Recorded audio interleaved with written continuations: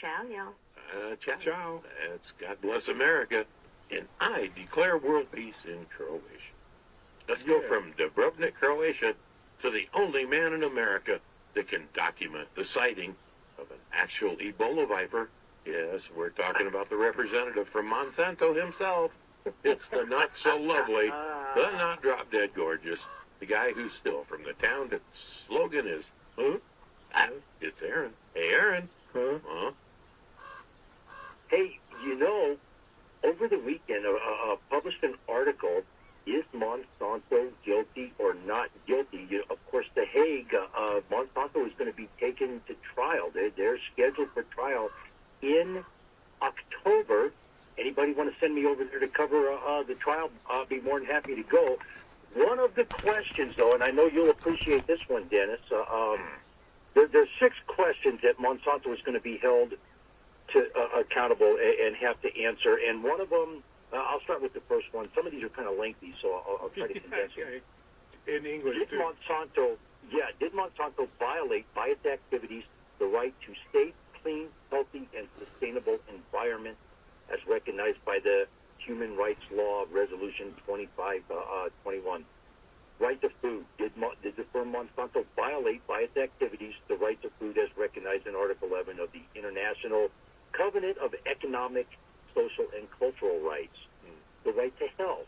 Did Monsanto firm, by its activities, deny the right to health and the highest obtainable standard of health as recognized in Article 12, again, of the International Covenant of Economic, Social, and Cultural Rights? Freedom of expression. We all know that they've been suppressing people, that they've squashed many reports politically, all kinds of stuff that they're involved with there. But this is the question that I think, and this is why I would want to go to The Hague and cover this event. Complicity in war crimes. Is the firm Monsanto complicit in the commission of a war crime as defined by Article 8.2 of the International Criminal Court? And I've researched that. It is a very, very lengthy section. By providing materials to the United States Army in the context of Operation Ranch Hand, launched in Vietnam in 1962. And, of course, Ranch Hand was the name that they used. That was the title of the project when they put the deployment Agent Orange. And, almost 5 million people, Vietnamese people, were exposed to this, and they have had nothing but health problems ever since. And, of course, the 6th question, ecocide. Are they destroying the ecology and the environment in a global commons or ecosystem services upon which certain human groups rely? Now, there's no questions in their mind. They have created, with what they're doing with this GMO products that they're putting out, there is absolutely no questions. There's a map out right now of all the super weeds that have been created, with the highest concentration, of course, being in the Midwest, where the highest production. Yeah. Super weeds. You know what? Here's what Monsanto scientists refuse to acknowledge. Well, wait a minute. What is a super weed? It's resistant to glyphosate, which means it's resistant to other forms. We're going to have to get Agent Orange out to kill them. When they started seeing a problem with the glyphosate, the weeds building a resistance to glyphosate, they tried to sneak in the back door 2,4-D. 2,4-D, dioxin. It's the chemical that's in Agent Orange. And they tried to backdoor things with that to try to bring it in, and they got stopped on that. Now, this past week... so they're no longer feeding the weed? Well, okay, what it is... Well, what happens is this GMO product, they make the corn, they make the soy, they make whatever it is they're doing resistant to glyphosate, so they can spray the field with Roundup. Okay, right. Okay, well, eventually the weeds are going to adapt and become resistant to the Roundup, and that's what's happened all over the country in the last... And now, keep in mind, this has been going on for 20 years. This isn't a phenomenon... I'm more worried about the you weed could now. light them out. Yeah, you could light them on fire, I'm sure, and get rid of them. But you know, I mean, usually the way forests repopulate themselves when a fire comes through, the seeds don't really burn. You know, they, The seeds get unless you pop each Yeah. seed and you burn it, you won't kill Right, it. but that is horrible thinking of super weed. Well, I'll say one thing about Monsanto. They sold Agent Orange as a defoliant. It worked real good. Yes. It worked really good. So Sadly, yeah, sadly. I don't know how much, they denied any wrongdoing for almost 40 years. The VA bought their argument, so, I seriously doubt that Yeah. they're going to be hammered in the international court, but who knows? But it's just amazing that the international court would hear something like that. And it's after the fact. Yeah. So, did they know? They can say no, but, Well, you know what? Here, one of the things that's coming out now, they're starting. People are starting to push out internal memos and stuff. Monsanto knew that was a bad product before they sold it, and they have the memos on that. It's the same with glyphosate. I published an article a year ago. Monsanto knew, and it was internal emails from C-level employees going back and forth talking about how glyphosate is not what it, what they want it to be and what they were advertising it, and the problems that they were going to be facing coming up. Over the weekend on the glyphosate, what's that? Well, knowing and proving in an international court, that's two different things. But yeah, that is true. We're going to have to cut this off. We have to talk to a guest we have in studio briefly before the top of the hour. So, Aaron, how do we contact you? And we'll pick this up tomorrow, because the part about Agent Orange just has my wheels turning 1 million miles an hour. I started a survey. It's on the article I published. Right next to it. Click on the link. You can go take it. 775-230-9915. So, I mean, it'll destroy Monsanto, and well, it should. To pretend you're at the international but court what's going to happen is we're going to get a bazillion little companies bust out, and it'll be the same with Bayer. Bayer, you have to remember. I mean, IG Fugan, they were Hitler's chemical company.